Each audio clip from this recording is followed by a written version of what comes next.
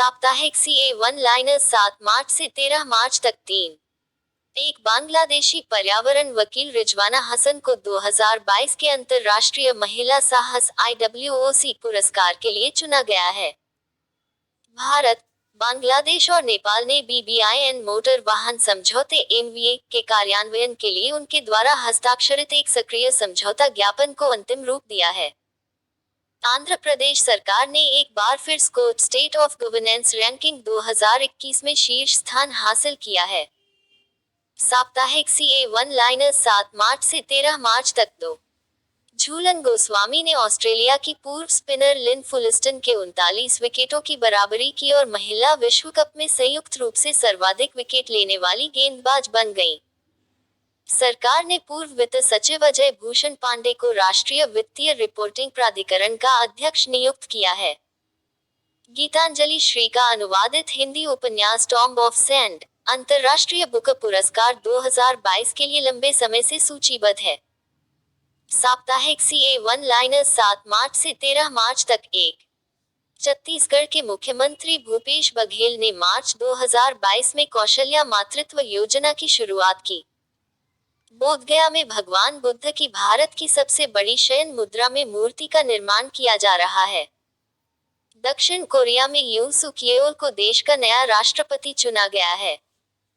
Hungarian संसद ने पहली महिला राष्ट्रपति के रूप में कैटलिन नोवाक को चुना है। सूर्य के प्रकाश से बने ईंधन का उपयोग करने वाली पहली एयरलाइन होगी स्विस एयरलाइन। यह स्विस को सन टू लिक्विड ईंधन का उपयोग करने वाली दुनिया की पहली एयरलाइन बना देगा। स्विस इंस्टीट्यूट ऑफ टेक्नोलॉजी के एक स्पिन ऑफ सिनहेलियन द्वारा तैयार की गई प्रक्रिया कार्बन तटस्थ मिट्टी के तेल का उत्पादन करने के लिए संकेंद्रित धूप का उपयोग करती है। भारत नीदरलैंड संबंधों के 75 साल पूरे होने पर विशेष लोगों का अनावरण। मार्च 2022 में भारत और नीदरलैंड के बीच राजनयिक संबंधों के 75 साल पूरे होने के उपलक्ष्य में एक विशेष लोगो का अनावरण किया गया। लोगो में एक कमल और एक ट्यूलिप दोनों देशों के राष्ट्रीय फूल हैं। लोगो के बीच में चक्र दोस्ती के बंधन को दर्शाता है। नीदरलैंड ने भारत को 3000 ताजे ट्यूलिप भेंट किए जो जवाहरलाल नेहरू भवन के बगीचों में लगाए गए थे। नरजी के जयगढ़ टर्मिनल पर पहुंचा भारत का पहला FSRU। भारत की पहली फ्लोटिंग स्टोरेज और रिगैसिफिकेशन यूनिट FSRU को एक जॉइंट महाराष्ट्र में नरजी के जयगढ़ टर्मिनल पर पहुंच गई है। जहाज 10 साल के चार्टर सौदे के तहत जयगढ़ बंदरगाह पर नरजी के LNG आयात टर्मिनल के लिए कार्य करेगा। FSRU की भंडारण क्षमता 170,000 क्यूबिक मीटर है और प्रतिदिन 750 मिलियन क्यूबिक फीट की स्थापित पुनः गैसीकरण क्षमता है। सभी गैर कामकाजी माताओं को 20,000 रुपये प्रदान करेगा सिक्किम। सिक्किम सरकार गैर कामकाजी माताओं के लिए आमा योजना और छात्राओं के लिए बहिनी योजना लागू करेगी। आमा योजना के तहत राज्य की सभी गैर कामकाजी माताओं को उनके बैंक खातों में सालाना 20,000 रुपये मिलेंगे। बहिनी योजना में राज्य सरकार कक्षा 9 और उससे ऊपर की छात्राओं को निःशुल्क सैनिटरी नैपकिन प्रदान करेगी। HDFC म्यूचुअल फंड ने शुरू की #लक्ष्मी4लक्ष्मी पहल। HDFC म्यूचुअल फंड ने एक विशेष एंड-टू-एंड महिलाओं के नेतृत्व वाली वित्तीय सशक्तिकरण पहल #लक्ष्मी4लक्ष्मी की घोषणा की है। यह एक अनूठी मिस्ड कॉल सेवा के माध्यम से महिला निवेशकों को उनके निकट एक महिला वित्तीय विशेषज्ञ से जोड़ेगा।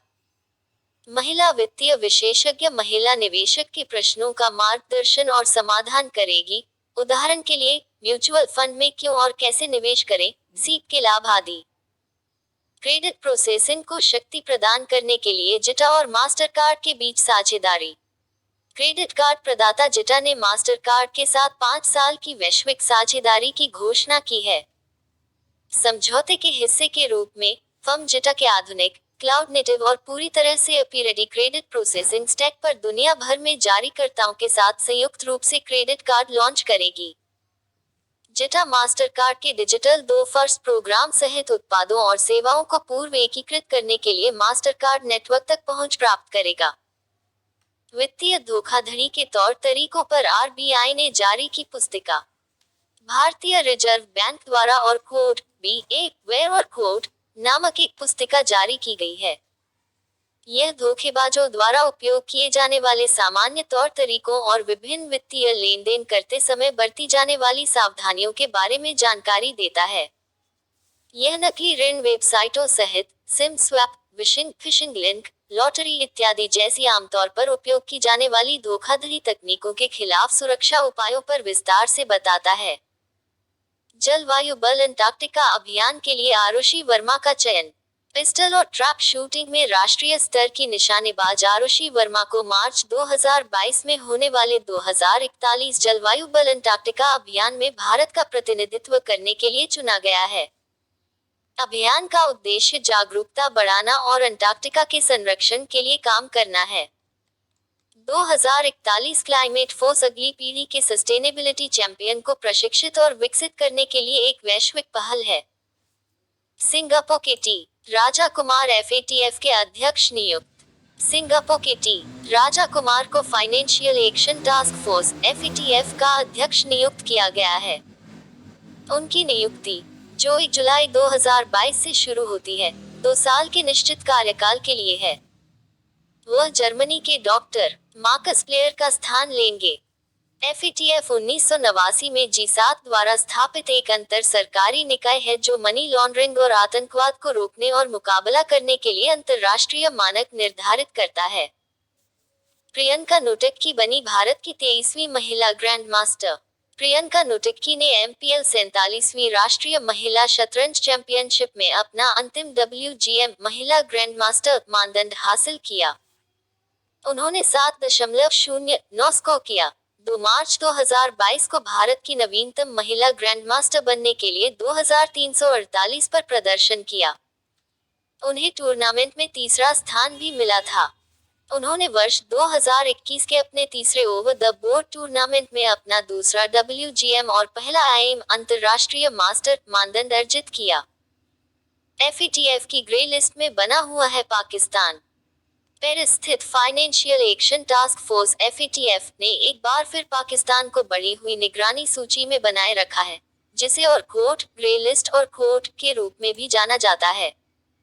यह निर्णय 4 मार्च 2022 तक 4 दिवसीय FATF प्लेनरी के समापन के बाद किया गया था। पाकिस्तान जून 2018 से अपने आतंकवाद रोधी वित्तपोषण और धन शोधन रोधी व्यवस्थाओं में कमियों के लिए FATF की ग्रे सूची में है। TDSAT अध्यक्ष के रूप में चुने गए दिल्ली HC के मुख्य न्यायाधीश D.N. पटेल। केंद्र ने दूरसंचार विवाद निपटान एवं अपीलीय न्यायाधिकरण TDSAT के अगले अध्यक्ष के रूप में दिल्ली उच्च न्यायालय के मुख्य न्यायाधीश D.N. पटेल की नियुक्ति को मंजूरी दे दी है। न्यायाधीश पटेल वर्तमान TDSAT अध्यक्ष न्यायाधीश शिव कीर्ति सिंह की जगह लेंगे।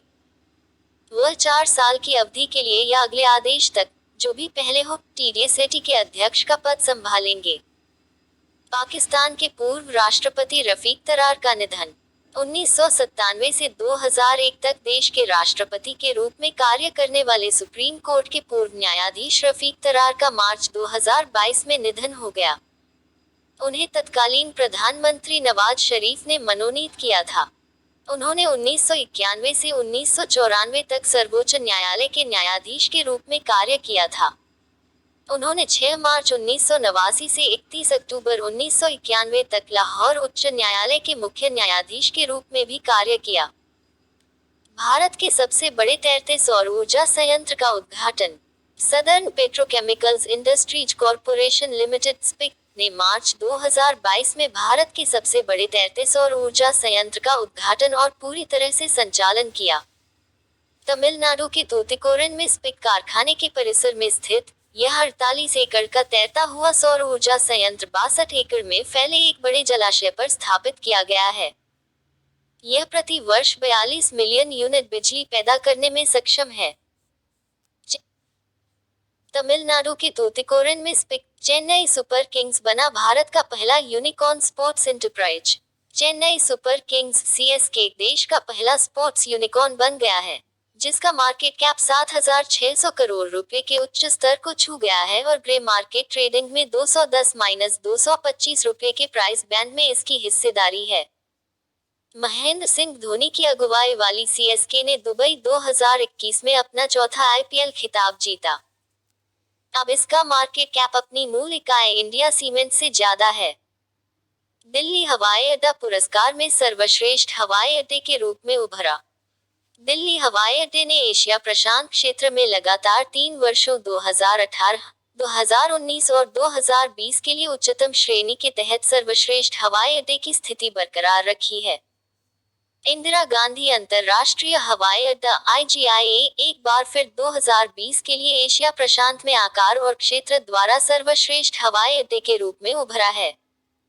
इसे प्रति वर्ष 40 मिलियन से अधिक यात्रियों MPPA की श्रेणी में सम्मानित किया गया। डिजिटल भूमि अभिलेखों की डोरस्टेप डिलीवरी शुरू करेगी बिहार सरकार। बिहार सरकार राज्य में खतियान और मानचित्र